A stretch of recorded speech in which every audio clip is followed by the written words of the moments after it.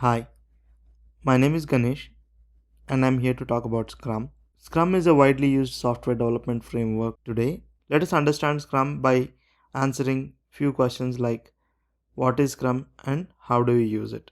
To know more about Scrum, you should understand what is the problem that Scrum actually solving.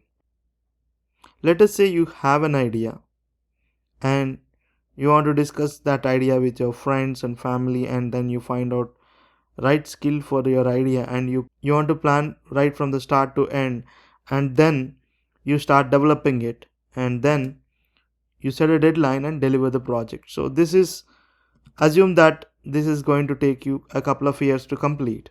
By the time you complete and you're ready to ship the product, you might see your tech is outdated, because couple of years is a big duration in this fast changing world, and your users might have moved on, and your competitors might have already reached to your customers. They might have tapped your market. So how Scrum is solving this problem? So let us understand Scrum in a nutshell. Scrum dictates that you develop your project in an iterative manner. So what I mean by that, if you have an idea and a team working on it, you need to split that idea or that particular application in different pieces or different work items or different features that can work independently or integrated.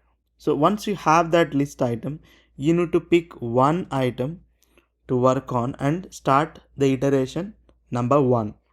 So then you start that iteration, and you at the end of the iteration you deliver that product or feature to your customer, and your customer provides some feedback about that particular feature, and you listen to the feedback and you add that feedback to your backlog, and you repeat the same process until there is no backlog left for the product. So what are the benefits of this process?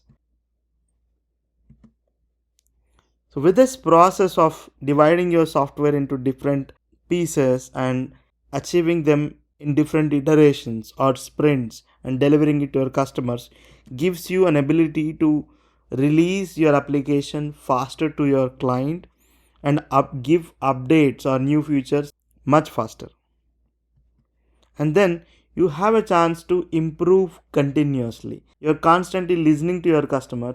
So as soon as you get that feedback, you have a chance to address that feedback in the next iteration itself, rather than waiting for some time and giving the update to the customer.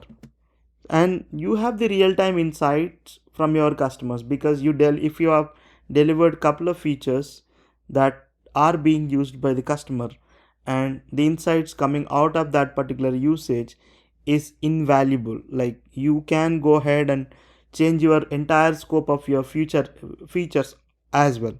And also, if you wanted to scale your project, so it's the users that are driving the scale, not you, because the users are using the product and they know, and you are listening to them, and you know how to scale your product, in which direction you need to scale your projects. Now that we understood Scrum on a high level and also know the benefits of Scrum, let us take a closer look at Scrum and what's inside Scrum. Scrum basically a guide on the roles that are involved in the Scrum and the rules and routines.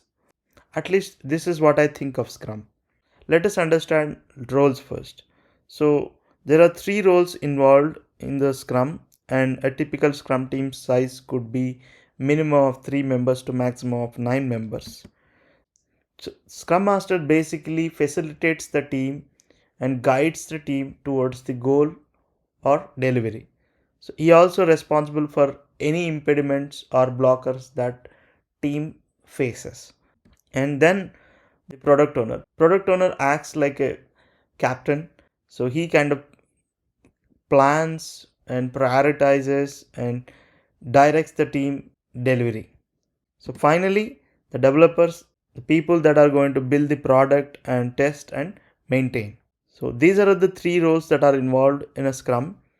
Then let us move on to rules. So what are the rules? I'm actually covering some of the fundamental rules here. So one is that each iteration should be a constant. What I mean by that is, If an iteration started, you cannot shrink it, you cannot pause it, you cannot postpone it. So it is a constant once it is started. So time box all the meetings. So you need to time box your meeting and drive your meeting in Scrum towards a result.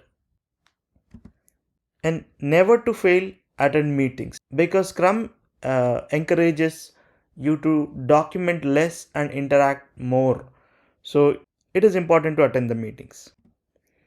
Finally, Scrum team is responsible to deliver a potentially shippable product at the end of each iteration. What are the routines in Scrum? So sprint planning.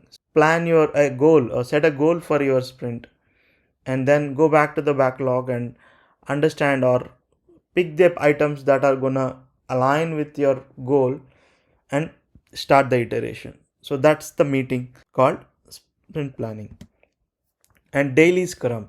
So once the sprint planning is done and sprint is started, team needs to meet daily for 15 minutes to understand what is the status of the sprint, are there any blockers.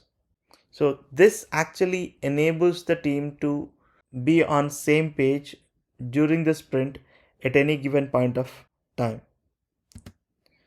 Product backlog refinement. During the sprint, team should meet often and look at the backlog and refine these backlog items for the future sprints. If there is a work item not needed, it should be removed, or if there are new PBI items or product backlog items to be created, team should be discussing them and grooming them and adding to the backlog. When the sprint is concluded, you need to look back and understand what went well, what did not went well, and what are the improvements.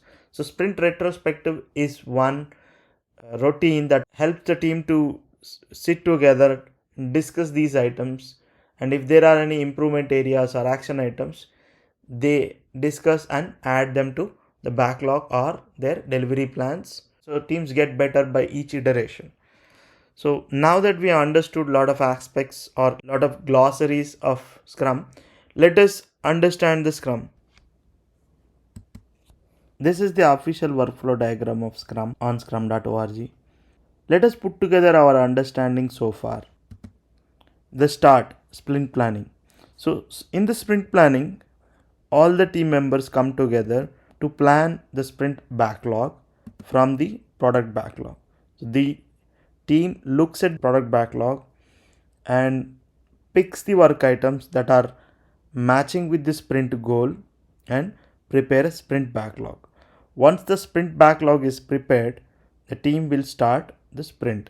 When the sprint is started, each day team meets for 15 minutes. All the team members meets for 15 minutes to understand or exchange the status, like what have I done yesterday, and what am I planning to do today, and are there any blockers. This discussion for quickly 15 minutes syncs the status between all the roles in the Scrum. So if you could see,